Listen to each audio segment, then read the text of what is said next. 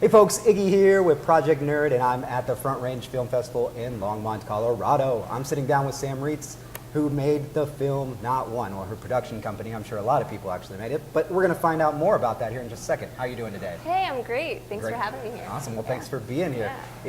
So your film's, is it premiering here or is it just showing here? This is our Colorado premiere. Colorado premiere? Cool. So yeah, we've been on the festival. We're doing a festival run throughout 2019, but this is our first stop in Colorado. Awesome. And it's our first time here, so it's been really cool seeing Longmont and like the whole It's climate. your first time in Colorado? Yeah, like period. Yeah, like, so that's by why, way of Brooklyn, so it's been a fun ride. That's why she said Longmont's nice, because she hasn't seen the rest.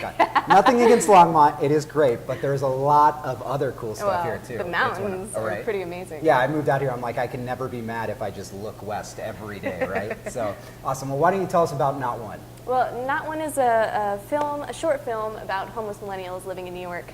It's the premise of we look, but do we see? So kind of how academia and subconscious bias limit how we see homelessness in the status quo, and how the issue of homelessness is universal, no matter what culture or what generation you come from. You know, it really is too, and it's something you never really think about in that kind of... It's true. I think we get so wrapped up in the facts of homelessness or kind of our day-to-day experience that we don't actually think about the fact that we're still dealing with a person on the other end. And so sometimes remembering that can really help inform how we make the issue more relatable.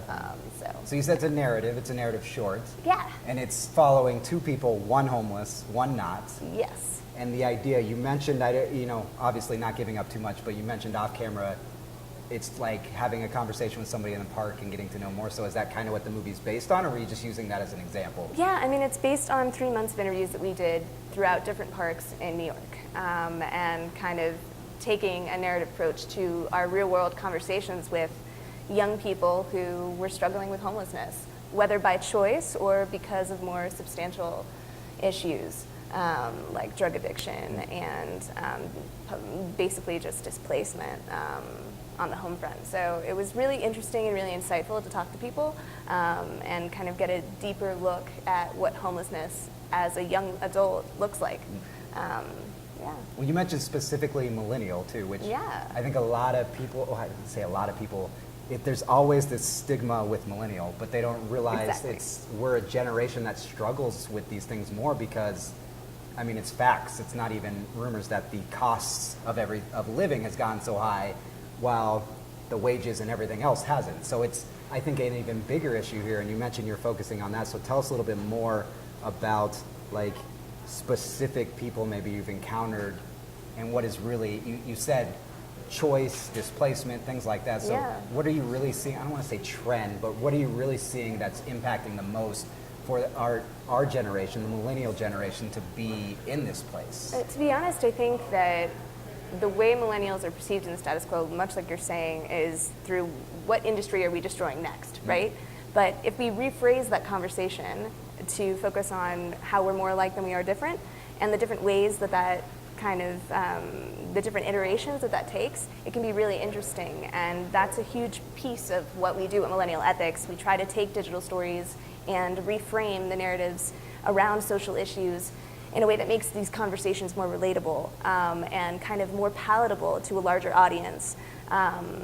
So we're looking at things much the way anthropologists would, so through a cultural lens, and deconstructing really complicated narratives by visual storytelling that hopefully helps to motivate and shift these conversations forward a little bit more. I love the way you put it too, and you kind of talking not only about you and your production company, but the generation in specific, and how, which first of all, Applebee's deserve to be destroyed. Like, it's not because millennials are killing it, it's because it's terrible. But second of all, it's not that, industry is destroying it, we're looking at things differently. We're finding ways to do things differently. And the people, not only the brands, but the people that adapt are the ones that are surviving. It's true. I think so. So it's less us destroying and more impacting. So I know that's not necessarily on top of the film. I just loved how you really put it. But I guess, in a way, it is. It's an undercurrent. Okay, there you go. Yeah. Well, I was also going to lead it into, you're saying the production company is called? So our production company is called Millennial Ethics. So I'm assuming when you look at it overall, Yeah. it sounds like a lot of these things the production company is looking at is a lot of these different things. It looks at kind of how across generations and across cultures we have one thing that's the common denominator, and that's spirit of protest. Our talking about the issues that we care about and talking about them in a way that's relatable. So that's kind of our huge ethos, and we're doing that through digital storytelling. And digital filmmaking today makes that so much easier to reach a large range of people on the issues. Definitely. So what do you think, what was the biggest impact to you personally in this experience on the film? That's a great question. I think kind of realizing that the issue, though super complex, when you break it down, is really quite simple. You're dealing with another person on the other end of that conversation, and we all have a lot of similarities. We all struggle. We all experience universal emotions. We all feel, happy, sad, sometimes alone, and through storytelling we can help to make people feel a little less alone and make issues that are really complicated, provide issues on both sides of the coin to make it a little bit more relatable and a little bit more understandable.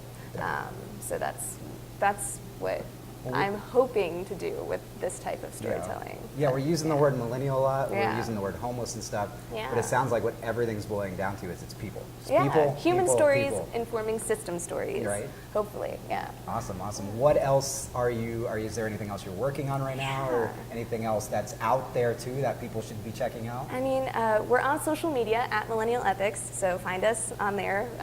But we're working on an immersive media piece called Probable Cause that puts us in the headspace of what it feels like to be pulled over on a highway at night in Trump's America from different perspectives. And then we're going to start diving deep here when we start bringing up certain topics. It's true. I mean, but I feel like from whatever side of the aisle you sit on, it could get really interesting.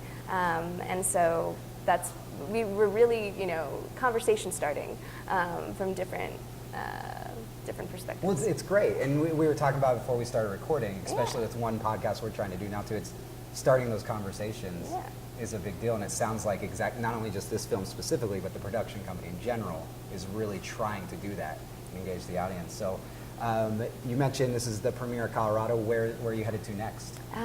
We're going to be in LA for a little bit. Okay. We've gotten some recognition in LA and Miami and New York, and we're just excited to see where else. We've applied to festivals. We're excited to see what's next on our run. Well, I'm sorry that you have to go from Colorado February weather to LA, where it's probably miserable right now. I can't imagine. But awesome. But okay, you mentioned social media. Yeah. Can you give us one more time that plug? And is there any websites or anything like that too? Sure. So social is at Millennial Ethics, and then our website is millennialethics.com.